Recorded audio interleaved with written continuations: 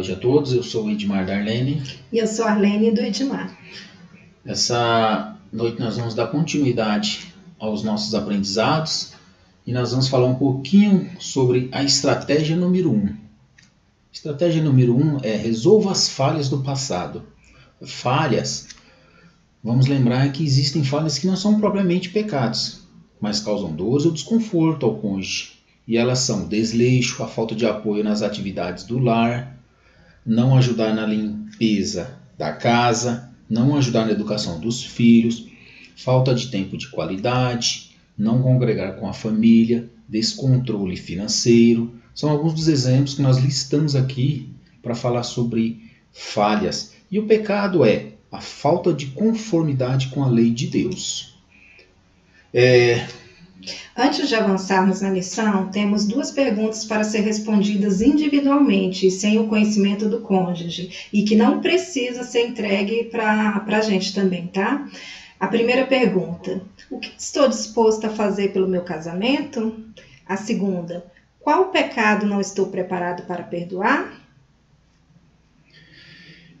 Existe eu pecar contra Deus, existe eu pecar contra mim mesmo, existe eu pecar contra o meu cônjuge.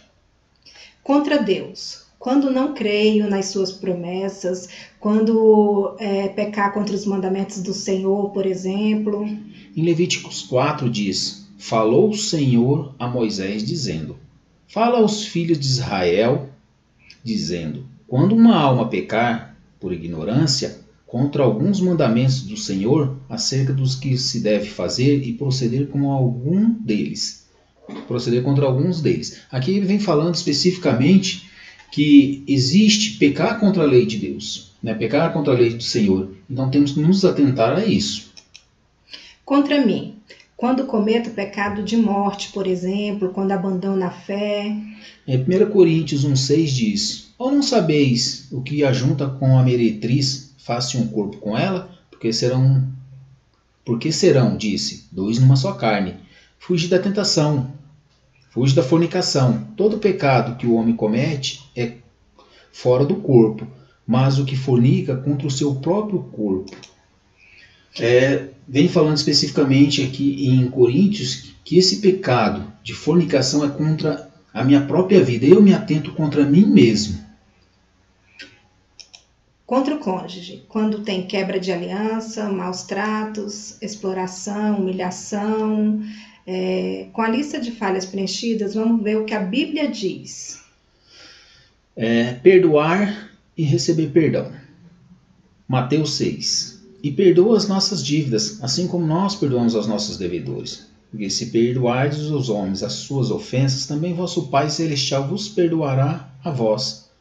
Se, porém, não perdoardes aos homens as suas ofensas, também vosso Pai não perdoará as vossas ofensas. Então, questão de perdão não é uma questão de escolha, é uma obrigação. Você deve perdoar o seu cônjuge para que você receba o perdão de Deus. Porque se você diz que existe um pecado que o seu cônjuge cometeu e você não quer perdoar ou não aceita perdoá-lo, isso significa que Deus também não perdoará você daqueles pecados que você comete contra ele. Confessar cura. Tiago 5 diz: e a oração da fé salvará o doente, e o Senhor o levantará, e se houver cometido pecado, ser-lhe-ão os perdoados. Confessai as vossas culpas uns aos outros, e orai uns pelos outros, para que sareis. A oração feita por um justo pode muito em seus efeitos. Aqui especificamente vem dizendo que se confessarmos os nossos pecados ao Senhor, Ele nos perdoará. E quando confessamos os nossos pecados, as nossas culpas ao irmão, nós recebemos a cura. E 1 João 1 diz: se confessarmos os nossos pecados, Ele é fiel e justo para nos perdoar e nos purificar de toda injustiça. Isaías 43 diz: eu mesmo, sou o que apaga as tuas transgressões por amor de mim, e dos teus pecados não me lembro. Faz-me lembrar, entraremos juntos em juízo. Conta tu as tuas razões para que eu possa justificar. E Salmo 32 completa: quando eu guardei silêncio, envelheceram os meus ossos.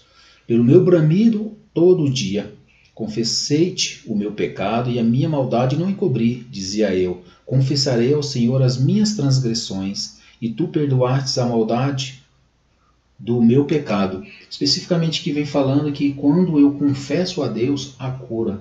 Quando eu confesso ao irmão, há restauração. E não podemos guardar esse pecado para nós. Perdão.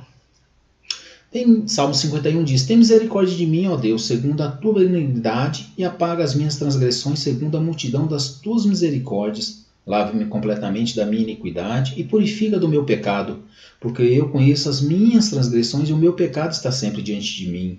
E Salmo 32 diz: bem-aventurado aquele cuja transgressão é perdoada e cujo pecado é coberto. Bem-aventurado o homem a quem o Senhor não imputa maldade e em cujo espírito não há engano. Nós vamos falar um pouquinho sobre o pecado.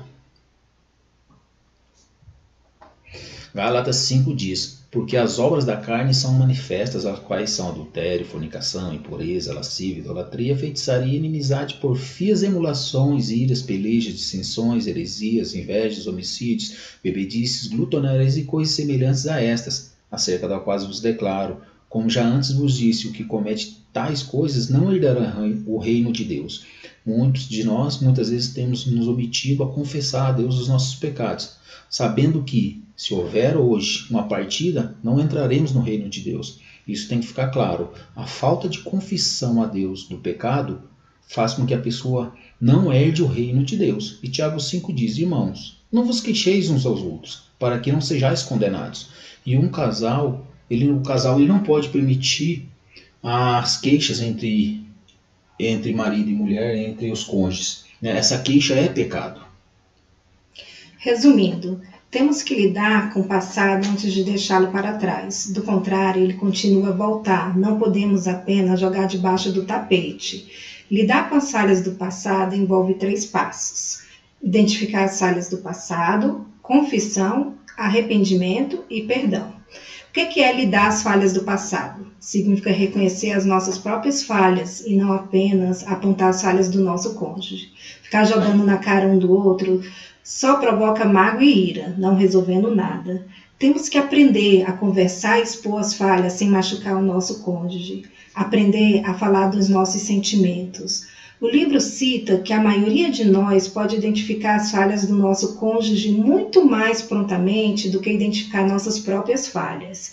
Que o Senhor tire qualquer trave que possa existir nos nossos olhos e que possamos admitir e reconhecer as nossas falhas, pois o casamento não funciona isoladamente. Se houver problemas, atingirá todos ao nosso redor. Uma metodologia do autor foi pedir para o casal conversar com os filhos e pais de cada um e ver a opinião deles em relação às atitudes do casal. Achamos bem válido, pois raramente nos enxergamos como os outros nos enxergam. O segundo passo é a confissão e arrependimento. Depois de corrigir as falhas de ambos, devemos confessar e arrepender. Primeiro a Deus e depois um ao outro. E por último, o perdão, que significa que você não mais guardará aquela falha ou mágoa contra o seu cônjuge. E que realmente a gente possa, sanar todas as falhas do passado para que possamos, seguir a estação da primavera, do verão, e que elas possam fazer parte das nossas rotinas diárias.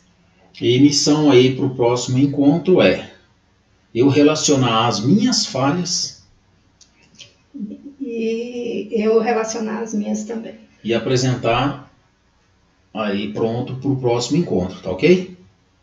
Fiquem na paz do Senhor.